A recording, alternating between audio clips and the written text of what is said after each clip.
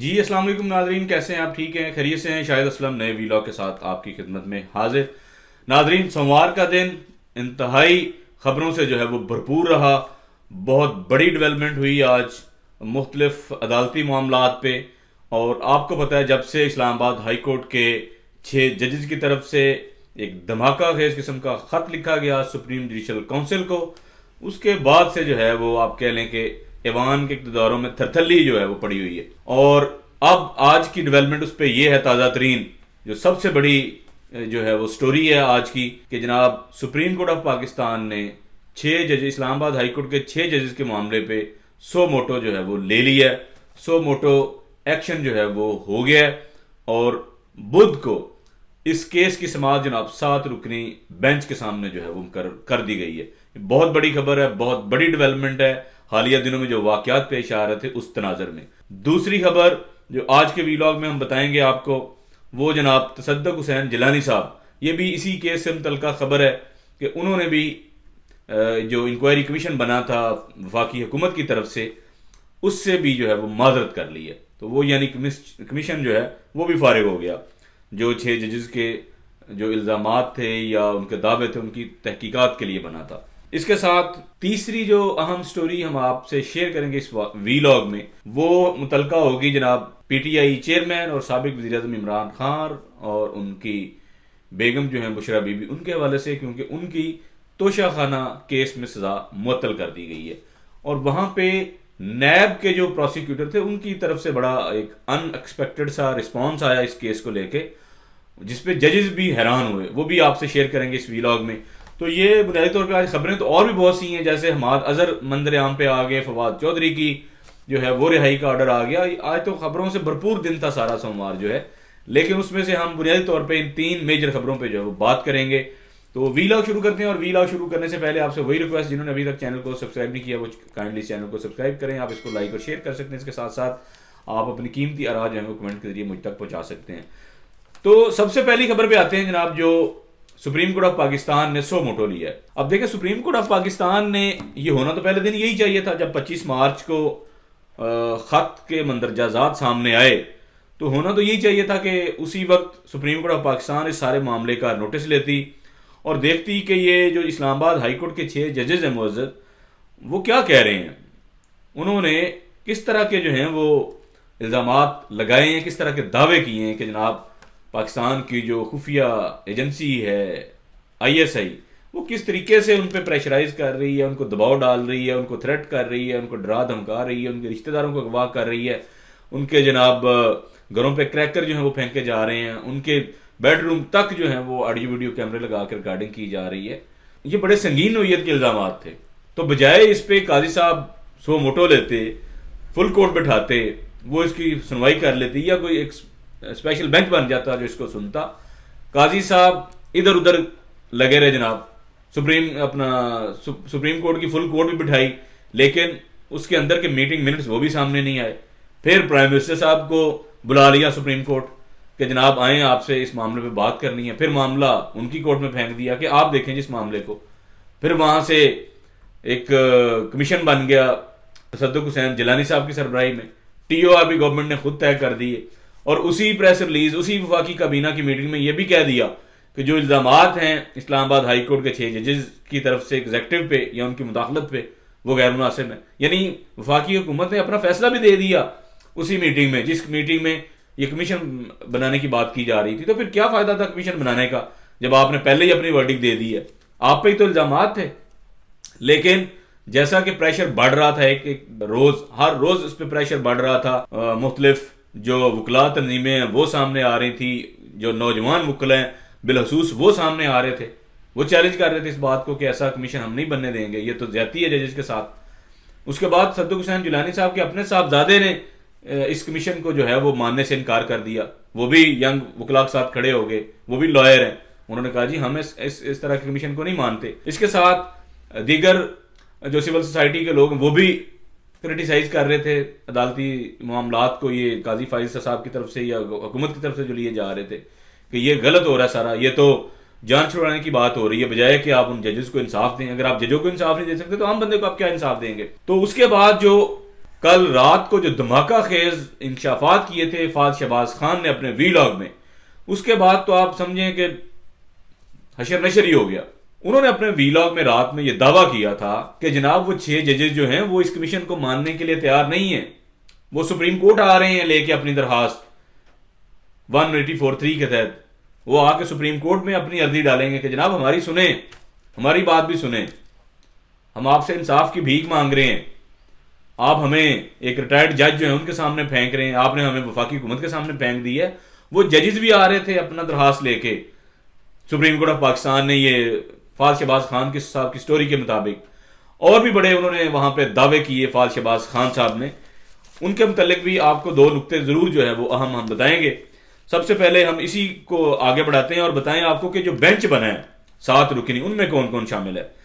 Justice قاضی فائز عیسیٰ صاحب جو کہ چیف جسٹس ہیں وہ ہیڈ کریں گے اس بینچ کو، 7 رکنی بینچ کو. اس میں باقی ججز جو ہیں ان میں جسٹس منصور علی شاہ صاحب ہیں، اس کے بعد جسٹس یحییٰ افریدی صاحب ہیں، اس کے بعد جسٹس جمال خان مندوخیل ہیں، اس کے بعد جسٹس اطہر من اللہ ہیں، اس کے بعد جسٹس مسرت ہلالی صاحبہ ہیں، اور اس کے بعد جو 7ویں جج ہیں اس بینچ میں وہ جناب جسٹس نعیم اختر افغان. تو یہ 7 ججز ہیں جو بدھ کے روز 11:30 بجے اس کیس کی سماعت کریں گے، اور جو ججز نے اپنے خط میں الزامات لگائے ہیں، دعوے کیے ہیں، اس حوالے سے معاملات آگے بڑھیں گے. یہ پہلے دن ہی ہونا چاہیے تھا، لیکن گھوم پھر کے آپ وہیں اسی نقطے پہ آئے ہیں جہاں سے آپ کو شروع کرنا چاہیے تھا. تو یہ بیک فٹ پہ گئی ہے سپریم کورٹ، یہ بیک فٹ پہ گئے ہیں قاضی صاحب اور ان کے ہمنوا ججز، اور یہ بنیادی طور پہ یہ پہلی شکست ہے قاضی صاحب کو اور ان کے ہمنوا ججز کو اور وفاقی حکومت کو، کہ جو وہ ڈیزائن سوچنا چاہ رہے تھے، جس طرح کا معاملہ جو وہ چاہ رہے تھے ایسے نہیں ہوا. ان کو فیصلہ اپنا ریورس کرنا پڑا ہے. حالانکہ اسی سپریم کورٹ نے، اسی قاضی فائز عیسیٰ صاحب کی سپریم کورٹ نے ایک پریس ریلیز جاری کی تھی کہ جناب یہ معاملہ فل کورٹ میں ڈسکس ہوا ہے، تو جناب اس کے مطابق ہم گورنمنٹ سے ملیں گے، گورنمنٹ کو ہم بتائیں گے یہ سارا معاملہ، اور پھر گورنمنٹ اس پہ کمیشن بنائے. تو اگر وہ فل کورٹ نے وہ فیصلہ کیا تھا تو اب کیسے آپ نے سپریم کورٹ کے ان 7 معزز ججز کا ایک آپ نے بینچ بنا دیا؟ آپ نے کیسے، کس بنیاد پہ آپ نے سو موٹو لیا؟ پھر یہ ساری چیزیں آہستہ آہستہ کھلیں گی کہ آخر کیا وجہ بنی ہے کہ اب جا کے سپریم کورٹ کو سو موٹو لینا پڑ گیا 2-3 دن بعد. پہلے تو آپ کچھ اور بات کر رہے تھے، باقاعدہ پریس ریلیز بھی آئی کہ جناب قاضی صاحب ملے ان 6 ججز سے اپنی رہائش گاہ پہ، 2.5 گھنٹے کی ملاقات ہوئی ہے، تفصیلاً سنا ہے ساروں کو. پھر معاملہ سپریم کورٹ کے فل کورٹ میں ہم لے کے گئے ہیں، وہاں ڈیٹیل میں ڈسکشن ہوئی ہے، وہاں سے جناب ایک کنسنسس جو ہے میجارٹی کا ڈیولپ ہوا ہے کہ ہمیں گورنمنٹ کے پاس جانا چاہیے، انہیں کہنا چاہیے کمیشن بنائے اس پہ. تو اچانک ایسا کیا ہوا ہے کہ آپ کو سو موٹو لینا پڑ گیا ہے؟ اور ابھی آپ دیکھیں کہ ان 7 ججز پہ بھی یقینی طور پہ اعتراض ہو سکتا ہے آگے جا کے جب یہ پروسیڈنگ شروع ہوگی.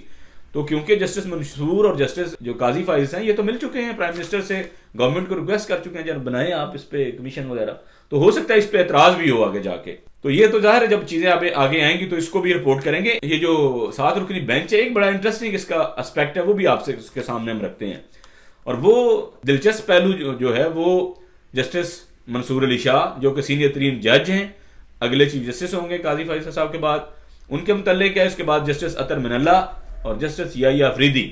ان تینوں میں کچھ چیزیں بڑی مشترک ہیں، بڑی کامن ہیں، وہ آپ سے شیئر کریں. یہ تینوں جج جو ہیں، جسٹس منصور علی شاہ، جسٹس اطہر من اللہ، جسٹس یحییٰ افریدی، یہ تینوں کے پی کے سے ہیں.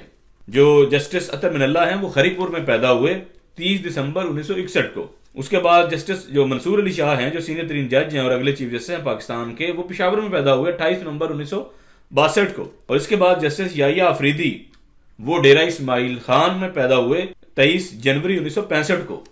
تو یہ تینوں جج نہ صرف کے پی کے سے ہیں بلکہ یہ تینوں نے مل کے ایک لا فرم بھی بنائی تھی، آفریدی، شاہ اور من اللہ لا فرم. ان تینوں نے ایک لا فرم بھی بنائی، اور پھر یہ تینوں جو لا فرم کے ممبر تھے یہ تینوں مختلف ہائی کورٹس کے جج اپوائنٹ ہو گئے. ان میں جسٹس اطہر من اللہ اسلام آباد ہائی کورٹ میں آ گئے، جسٹس منصور علی شاہ لاہور ہائی کورٹ میں آ گئے، اور جسٹس یحییٰ افریدی یہ پشاور ہائی کورٹ میں چلے گئے. تو یہ بھی ایک چیز ان میں مشترک تھی تینوں لا فرم کے ممبران کو کہ یہ ہائی کورٹ کے جج بن گئے. اس کے بعد یہ پھر تینوں سپریم کورٹ میں بھی ایلیویٹ ہو گئے، اور پھر یہ تینوں اپنی اپنی ہائی کورٹ میں چیف جسٹس بھی رہے. جسٹس منصور ظاہر لاہور ہائی کورٹ میں چیف جسٹس رہے، جسٹس اطہر من اللہ اسلام آباد ہائی کورٹ میں تقریباً 4 سال تک یہ چیف جسٹس رہے. اسی طرح جسٹس جو یحییٰ آفریدی ہیں یہ KPK میں چیف جسٹس رہے. تو یہ تینوں میں کافی چیزیں جو ہیں وہ مشترک ہیں اور یہ تینوں ابھی اس اہم مسئلے میں بینچ کا حصہ ہیں. جو 7 کی بینچ ہے اس میں سماعت بھی کریں گے. اور ان 3 میں جو 2 ہیں وہ ظاہر ہے اگلے چیف جسٹس بھی بنیں گے, جس میں جسٹس منصور علی شاہ ہیں اور جسٹس یحییٰ آفریدی ہیں. اس میں جسٹس اطہر من اللہ جو ہیں وہ بدقسمتی سے چیف جسٹس نہیں بنیں گے, وہ ریٹائر ہو جائیں گے اس سے پہلے. اور حالانکہ یہ سینئر ترین ہیں ایج کے لحاظ سے ان باقی اپنے لا فرم کے ممبران سے, یہ سینئر ہیں, یہ 1961 میں پیدا ہوئے. یہ جو ہیں کیونکہ سینئر ترین ہیں اور یہ ریٹائر ہو جائیں گے اپنا چیف جسٹس, یہ نہیں بن پائیں گے سپریم کورٹ میں. تو یہ ایک انٹرسٹنگ پہلو تھا اس حوالے سے. اور یہ جو جسٹس منصور ہیں اور جسٹس یحییٰ آفریدی یہ ایچیسونین بھی ہیں. یہ بھی ان میں ایک کامن جو ہے وہ ایک چیز ہے کہ یہ دونوں ایچیسن کالج لاہور سے پڑھے ہوئے ہیں. اور اس کے ساتھ ساتھ سپریم کورٹ کے اور ایک سینئر جو جج ہیں جو کہ جسٹس منصور کے بعد سینئر ترین جج ہیں جسٹس منیب اختر, وہ بھی ایچیسونین ہیں. سو یہ کافی چیزیں جو ہیں وہ مشترک ہیں اس بینچ میں. حالانکہ جسٹس منیب اس بینچ میں شامل نہیں ہیں. جسٹس عائشہ ملک وہ بھی سینئر ججز میں شامل تھیں, وہ بھی اس بینچ میں شامل نہیں ہیں. ابھی تو اس بینچ پہ یقینی طور پہ اعتراض ہو سکتا ہے. بہرحال یہ بڑی دھماکہ خیز نیوز ہے, بڑی اہم ڈیولپمنٹ ہے, تہلکہ خیز سٹوری ہے کہ آخر کار سپریم کورٹ آف پاکستان کو سو موٹو لینا پڑا, قاضی فائزہ صاحب کو سو موٹو لینا پڑا اور بینچ جو ہے انہوں نے 7 رکن بنا دی ہے. بدھ کو 11:30 بجے سپریم کورٹ آف پاکستان میں اس کی سماعت ہوگی اور دیکھتے ہیں پڑے گا کہ کیا قاضی صاحب اس اہم کیس کی سماعت جو ہے وہ بھی براہ راست نشر کرواتے ہیں کہ نہیں سپریم کورٹ سے. حالانکہ ان کو بڑا شوق ہے جو سپریم کورٹ کی پروسیڈنگ ہے ان کو براہ راست دکھانے کا. تو یہ بھی دیکھتے ہیں کہ کیا اس حوالے سے ان کا موقف آتا ہے, وہ دکھاتے ہیں براہ راست اس سماعت کو نہیں, اور کیا اعتراضات آتے بھی ہیں یا نہیں, یا یہ آگے جا کے بینچ جو ہے یہ کیا اس معاملے کو کس طریقے سے آگے ٹیکل کرتا ہے. اور ہائی کورٹ کے جو معزز جج ہیں 6 وہ سپریم کورٹ میں کس طریقے سے پیش ہوتے ہیں, کس وکیل کو ہائر کرتے ہیں اور آگے کیا ہوتا ہے, یہ بھی آپ کو بتائیں گے. بڑھتے ہیں آج کی دوسری سٹوری کے حوالے سے جو کہ صدق حسین جیلانی صاحب سابق چیف جسٹس ان کے حوالے سے کہ وہ کمیشن کے سربراہ کر ہوئے تھے جس نے تفتیش کرنی تھی, تحقیقات کرنی تھی ان 6 معزز ججز کے خط کے حوالے سے, جو اس میں دعویٰ کیا گیا کہ کس طریقے سے IAS یہ سر انداز ہو رہی ہے, عدالتی معاملات پہ اپنی مرضی کے فیصلے کروانا چاہتی ہے, اس بنیاد پہ تھریٹ کر رہی ہے, ڈرا رہی ہے, دھمکا رہی ہے, رشتہ داروں کو اغوا کر رہی ہے, تشدد کر رہی ہے, گھروں پہ کریکر پھینک رہی ہے, بیڈ روم تک کیمرے لگا رہی ہے, ریکارڈنگ کر رہی ہے. تو اس معاملے کی تفتیش اور تحقیقات کے لیے جناب انکوائری کمیشن فیڈرل گورنمنٹ نے بنایا تھا جسٹس صدق حسین جیلانی صاحب کی سربراہی میں. انہوں نے معذرت کر لی, انہوں نے کہا جی میں اس کیس کی جو ہے وہ تفتیش اور تحقیقات نہیں کر سکتا. بڑے اہم نکات انہوں نے اٹھائے ہیں اپنے لیٹر میں کہ بھائی جان یہ معاملہ اتنا سادہ اور آسان نہیں ہے جو آپ کہہ رہے ہیں کہ میں تفتیش کروں. انہوں نے کہا TOR بھی ٹھیک نہیں بنے اور یہ بنیادی طور پہ معاملہ سپریم کورٹ کو خود دیکھنا چاہیے تھا, یہ سپریم جوڈیشل کونسل کو معاملہ یہ دیکھنا چاہیے تھا. میں اس معاملے میں دخل اندازی نہیں کر سکتا, یہ معاملہ پراپرٹی تھی سپریم کورٹ آف پاکستان کی, اس کو دیکھنا چاہیے تھا. انہوں نے سپریم کورٹ آف پاکستان یا سپریم جوڈیشل کونسل کو لکھا ہے انہوں نے کہ آپ ہماری رہنمائی کریں. تو میں اس معاملے کی تحقیقات نہیں کر سکتا, میں اس کمیشن کی سربراہی کرنے سے معذرت کرتا ہوں. انہوں نے معذرت کر لی. اب یہ بھی اہم ہے کہ کیا معذرت سو موٹو لینے کے سے پہلے کی یا بعد میں کی, یہ الگ چیزیں ہیں, لیکن آج کی یہ بھی ایک بڑی اہم ڈیولپمنٹ تھی. اس کے بعد آتے ہیں جناب تیسری خبر کی طرف جو کہ توشہ خانہ کیس کی سزاؤں کے حوالے سے ہے.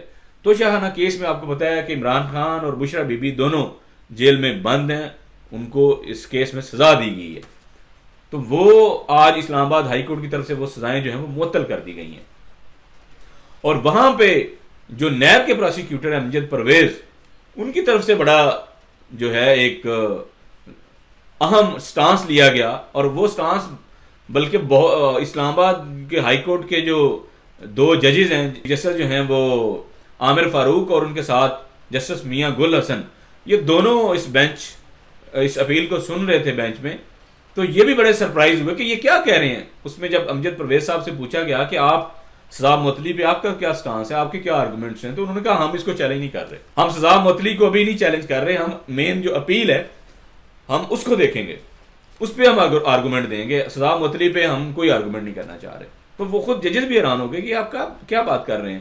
اس کے بنیاد پہ پھر سزا معطل ہوگی اور اب عید کے بعد جو ہے وہ مین اپیل جو ہے وہ سنا جائے گا.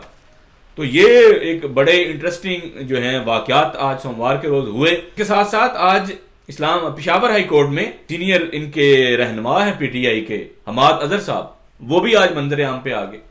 9 مئی کے بعد سے منظر سے غائب تھے, آج وہ بھی پشاور ہائی کورٹ میں آئے اور انہوں نے وہاں پہ بیل وغیرہ لی اور 50 سے زیادہ مقدمات کا سامنا کر رہے ہیں وہ, تو وہ بھی آج منظر عام پہ آ گئے. اس کے ساتھ ساتھ آج جو فواد چودھری ہیں ان کو رہا کرنے کا جو ہے وہ بھی حکم جو ہے وہ آ گیا ہے. تو یہ ایک ہی دن میں یہ بڑی اہم جو ہے وہ ڈیولپمنٹس ہو رہی ہیں, اور یہ جو ججز کے خط کا معاملہ ہے یہ یقیناً کسی طور پہ بڑھتا ہوا آگے آپ کو نظر آ رہا ہے, اور یہ کہیں نہ کہیں یہ معاملہ جائے گا, یہ معاملہ رکنے والا نہیں ہے, یہ کہیں نہ کہیں کسی نہ کسی نتیجے پہ پہنچے گا. اور اللہ کرے کہ معاملات پاکستان کے جو ہیں وہ بہتر ہوں, جو پاکستان کے ادارے ہیں وہ اپنے اپنے گیون مینڈیٹ میں جو ہے وہ کام کریں, اسی سے پاکستان آگے بڑھے گا, اسی سے جمہوریت بھی آگے بڑھے گی, اور اسی سے جو عدالتی معاملات ہیں وہ بھی خوش اسلوبی سے آگے بڑھیں گے. تو آنے والے ویلاگ تک جو ہے وہ اجازت دیں. اللہ حافظ.